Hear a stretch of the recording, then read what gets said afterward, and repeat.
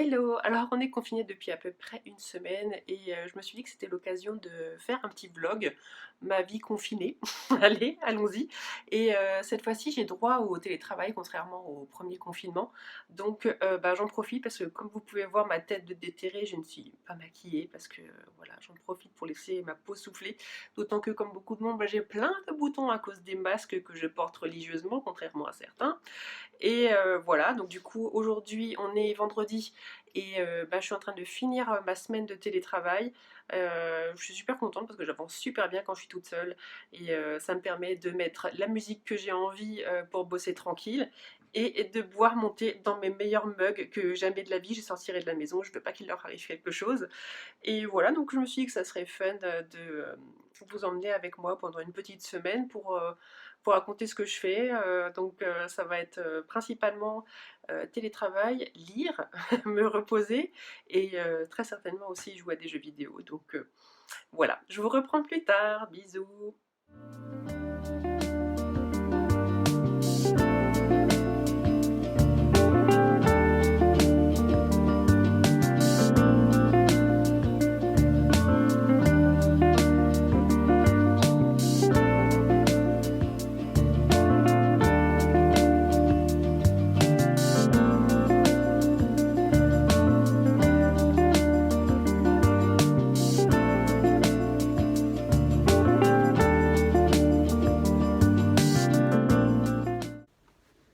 Hello, on est lundi soir, je vous reprends après ma journée de télétravail.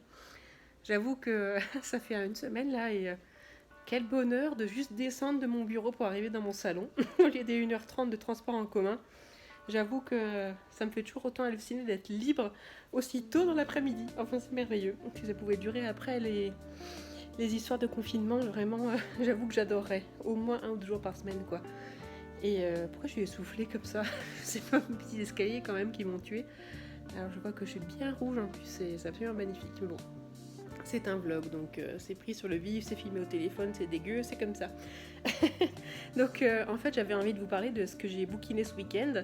Du coup ces livres-là ne seront pas dans mon prochain update lecture, mais voilà, j'avais envie de réagir sur le vif, vraiment comme ça. Donc j'ai un petit tas à côté de moi.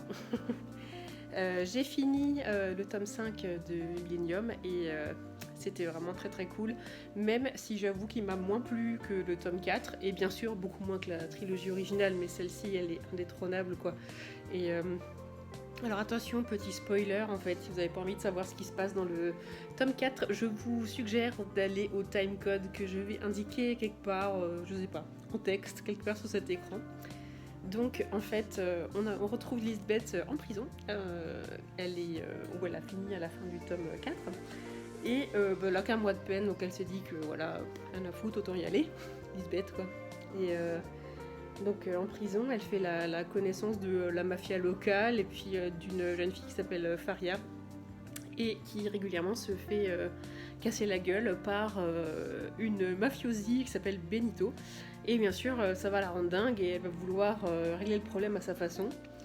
Et parallèlement à tout ça, on a Holger Palmgren qui est son tuteur, avocat qu'on apprend à connaître dans la première trilogie, qui va lui révéler des informations au parloir sur la clinique psychiatrique où elle a été internée enfant et certains travaux qu'ils ont menés. Et comme elle veut absolument se venger de tout le monde dans cette clinique, elle va prendre ce truc aussi comment dire, elle a envie de mener cette enquête aussi. Et donc on va la suivre une fois sortie de prison, s'occuper de ces deux affaires. Et parallèlement à tout ça, on apprend à connaître d'autres personnages, notamment Léo Mannheimer qui est un financier surdoué et aussi qui affiche une espèce de désinvolture et de recul par rapport au monde de la finance. Donc il est super doué, mais il en voit aussi les limites, etc. Et donc j'en dis pas plus sur ce qui se passe avec ce personnage. Le seul regret que j'ai en fait par rapport à ce tome-là, c'est que déjà sur la couve, on a Lisbeth et sa sœur jumelle Camilla qu'on apprend à connaître dans le tome 4. Donc j'avoue qu'en voyant la couve, je m'attendais forcément à voir des choses qui se passent avec la sœur jumelle et en fait elle est à peine mentionnée. Sachant que sur l'enquête avec Léo et l'hôpital psychiatrique, on apprend que l'hôpital a fait des études sur les jumeaux, donc je m'attendais vraiment à la voir popper à un moment ou un autre, et pas du tout. Donc je suppose que ce sera dans le tome prochain. Et autre petit regret, en fait, les 2 enquêtes dont s'occupe Lisbeth, donc celle de Faria et celle de Léo, en fait, finalement, ne se rejoignent jamais vraiment. Il y a des personnages un peu en commun, mais encore vraiment de loin. Et j'ai trouvé ça bizarre de développer ces 2 histoires, alors qu'en fait, le seul point commun, c'est que Lisbeth fourre son nez dedans. Donc, c'est pour ça qu'il me laisse un petit peu un arrière-goût un peu en demi-teinte, même si je l'ai lu vite et que je l'ai beaucoup aimé. J'aime toujours autant le style de l'auteur, même s'il est très différent de celui de l'auteur original. Et voilà. Après, petite note quand même ultra positive, la fin est fantastique. Et on apprend enfin ce qui se cache derrière le tatouage de Lisbeth, et c'était super émouvant. Et vraiment, j'ai beaucoup aimé. Et du coup, j'attends avec impatience le tome 6. Je sais qu'il est déjà sorti, mais je vais attendre la sortie en poche pour que ça rentre bien et que ça fasse joli dans mon étagère. Voilà. Voilà. Et donc après ça, j'ai voulu embrayer sur une lecture graphique en fait pour changer. Et donc, j'ai enfin pris le temps de lire Journaux troublés. D'ailleurs, wow, avec le reflet, vous voyez bien qu'il y a une surimpression sur le dessin. Bref, voilà. Journaux troublés, donc je m'en souviens jamais, Sébastien Pérez et Marco Mazzoni. Et donc c'est un recueil illustré, je peux pas parler de BD ni de roman graphique en fait, qui va traiter des troubles mentaux. Et donc on va présenter ça à chaque fois, un peu comme une forme de dictionnaire ou je sais pas comment dire parce que c'est pas exhaustif non plus. En fait on va présenter quelques troubles mentaux accompagnés d'un texte à chaque fois et d'une illustration, puis une petite planche de BD et à nouveau une illustration. Ça se présentera à chaque fois comme ça pour chaque trouble mental, et donc on va passer par les plus connus comme la dépression, l'anorexie, les troubles bipolaires, la paranoïa, etc. Ce genre de choses. Très joyeux donc. Et j'essaye de trouver les mots pour vous parler de ce livre parce que je crois que c'est une de mes plus belles lectures de l'année.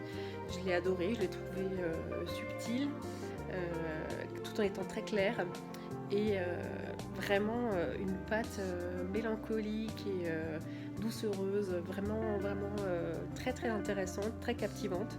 Le style des dessins, comme vous pouvez voir, il est mi-naturaliste, mi-gore, très symboliste aussi, et j'ai trouvé ça magnifique, et c'était à chaque fois très en adéquation avec le trouble mental décrit. D'ailleurs celui-ci, je vous dirai pas ce que c'est, mais quand j'ai compris à quoi il servait, j'ai trouvé ça tellement juste et hyper touchant en fait, vraiment. Si vous êtes touché par des troubles mentaux, si vous avez quelqu'un dans votre entourage qui est touché par ces troubles mentaux, je pense que ça peut aider à comprendre un petit peu ce que la personne peut traverser, et peut-être du coup un peu mieux l'aider. Allons-y. Et du coup ouais, j'ai trouvé ça assez génial. Il y a aussi une révélation à la fin, une révélation graphique, et elle est vraiment magnifique. Et là je vous spoil pas par contre parce que moi-même j'ai eu la surprise et j'ai trouvé ça incroyable. Donc voilà. Vraiment je recommande à 100%. C'est peut-être pas à mettre entre toutes les mains parce que certains dessins sont un peu gore pour ceux qui sont un peu sensibles à ce genre de choses, mais honnêtement voilà, je veux dire, il arrive à dessiner des choses gore qui sont magnifiques. C'est assez dingue et je trouve ça sublime. Voilà, donc vraiment gros coup de cœur. Merci à mon chéri de me l'avoir offert pour mon anniv.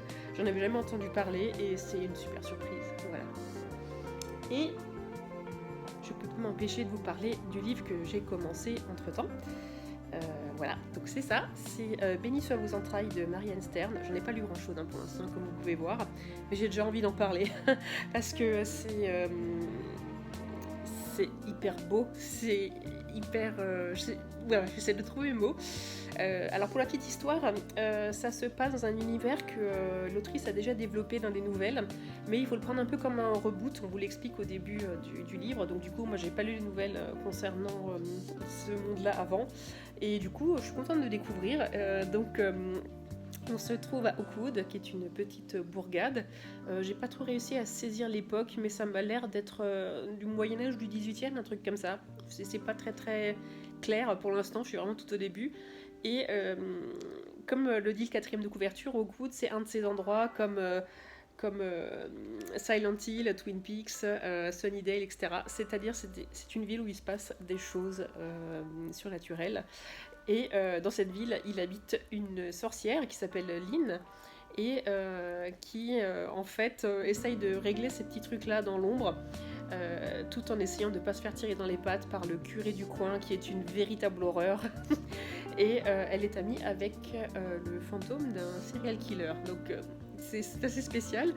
Et ce qui m'a marqué tout de suite en commençant le livre, c'est le style de l'autrice qui est tout en images, tout en métaphores et absolument magnifique. Je l'ai trouvé très très beau, très onirique et honnêtement, elle nous fait tout de suite plonger dans l'ambiance d'Oakwood.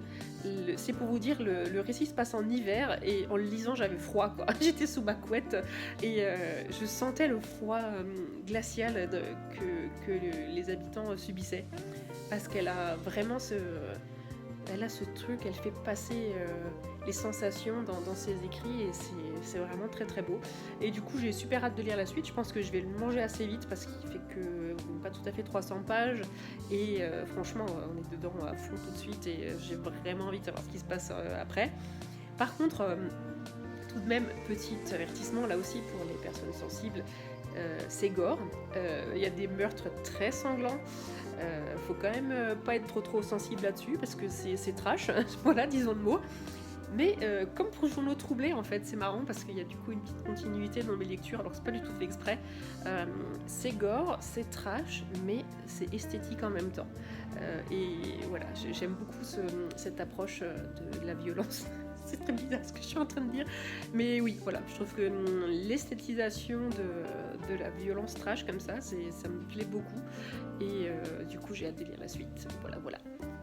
Donc voilà ce que j'ai bouquiné ces derniers temps. Et ce week-end aussi, j'ai fini 2 séries que j'avais en cours, des séries télé. Et j'ai envie d'en parler aussi un petit peu. J'ai fini la saison 2 de The Boys sur Amazon Prime.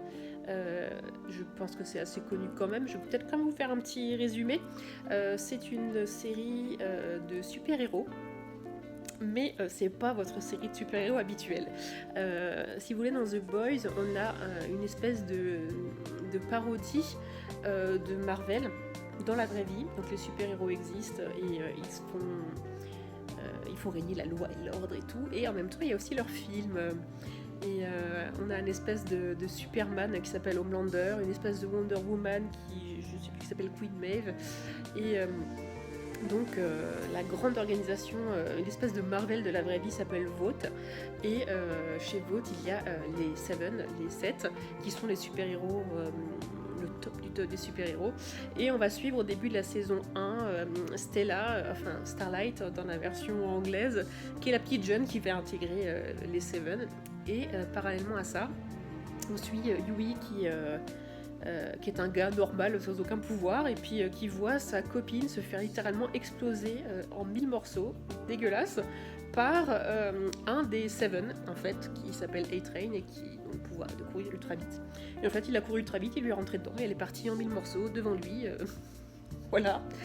Donc c'est un petit peu ces 2 personnages-là qu'on va suivre, plus bien sûr Butcher, qui est le anti-héros qui a une haine féroce envers les Supes, les super-héros, et qui a une vengeance personnelle à faire avec Homelander, le Superman, qui est une espèce de taré qui me fait littéralement flipper pour ma part.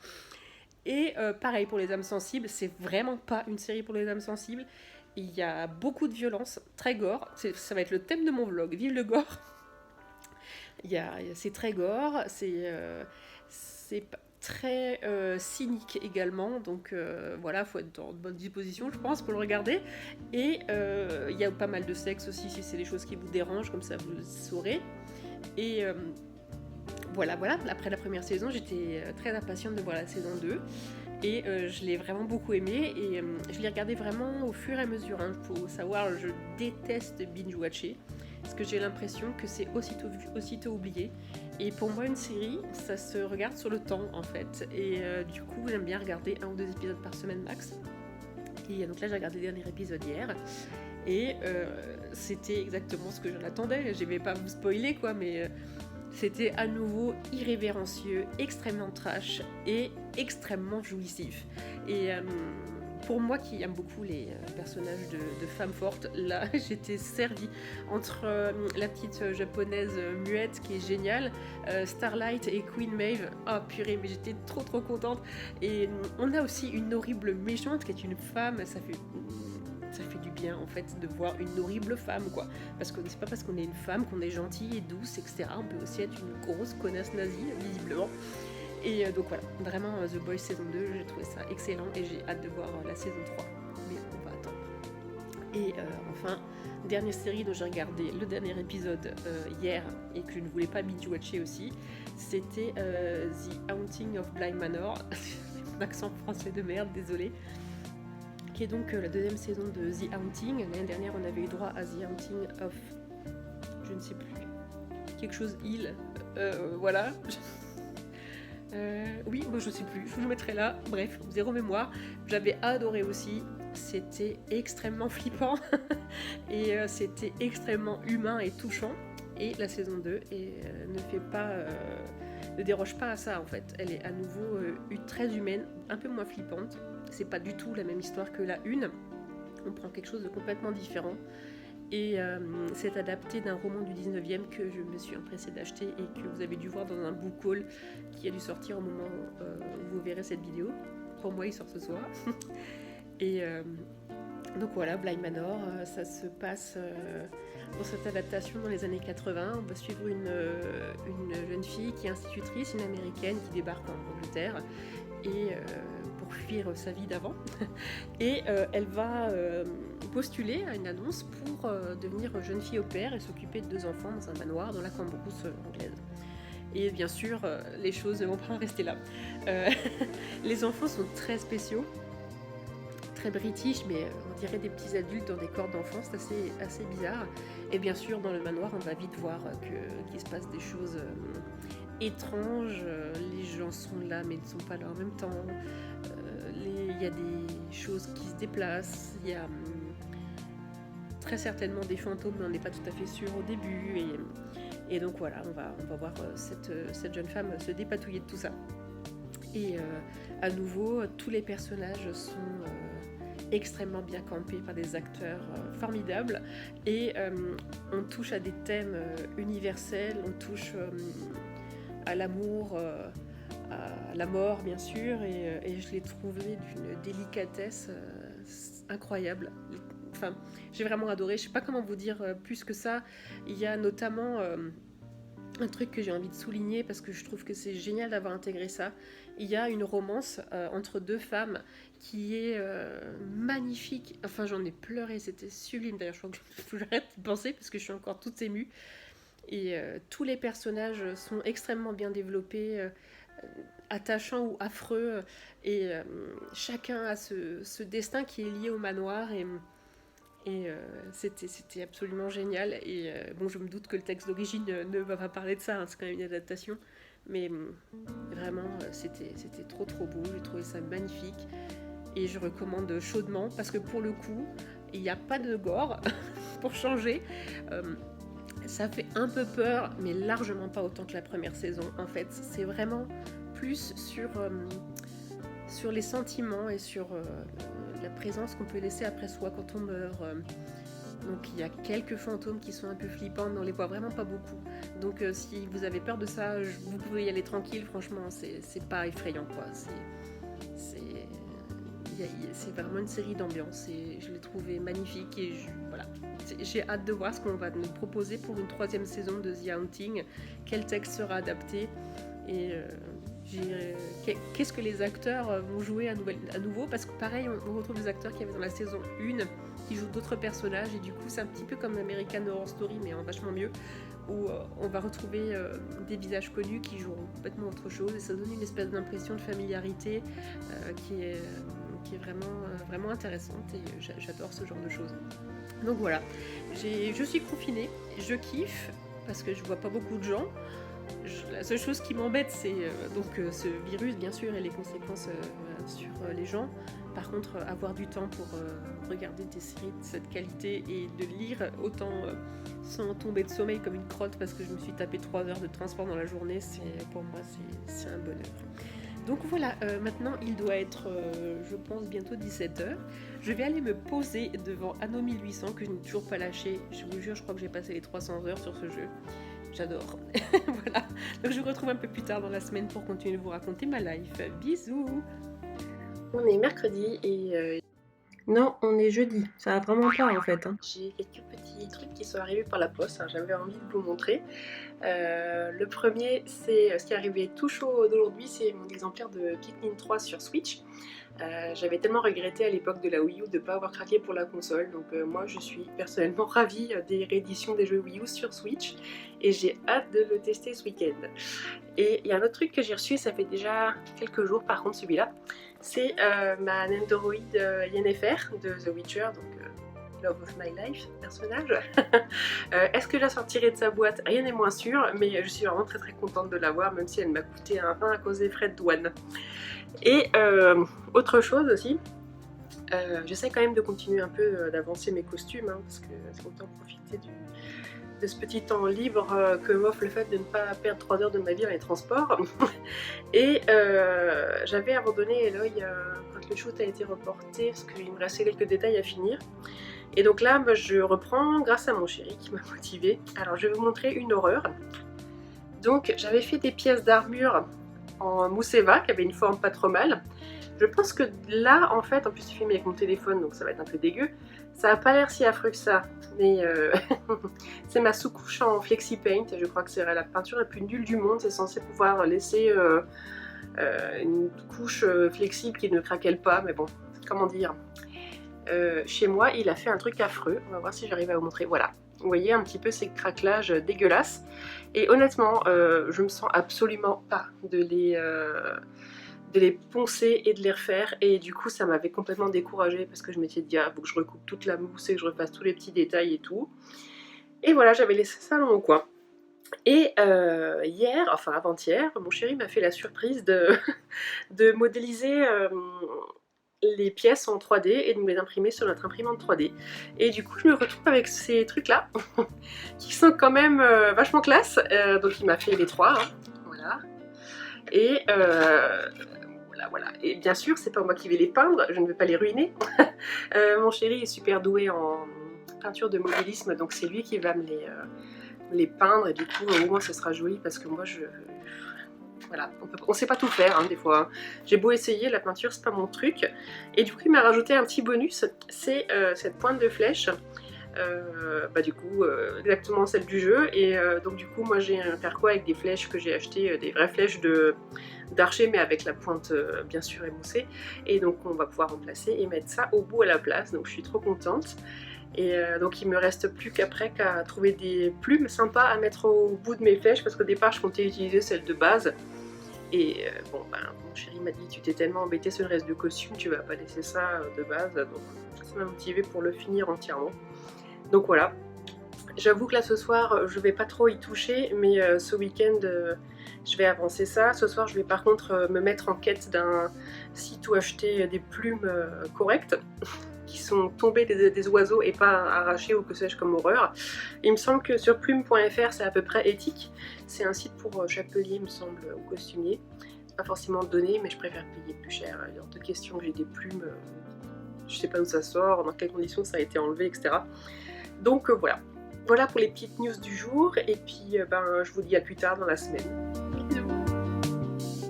Alors j'avais filmé pas mal d'autres plans pour ce vlog, et en montant là je me suis rendu compte qu'on était déjà à 25 minutes de vidéo, donc je vais m'arrêter là. Donc il y avait de la couture sur un projet, vieux projet que j'ai repris, et de la peinture pour Eloy. Mais je vous montrerai ça dans un prochain vlog, sinon ça fait vraiment trop long. Merci beaucoup d'avoir regardé cette vidéo jusqu'au bout, j'espère qu'elle vous a plu. Et puis si vous l'avez aimé, n'hésitez pas à la liker, me laisser un petit commentaire, etc. Et puis moi je vous dis à bientôt pour une prochaine vidéo. Bisous, bisous.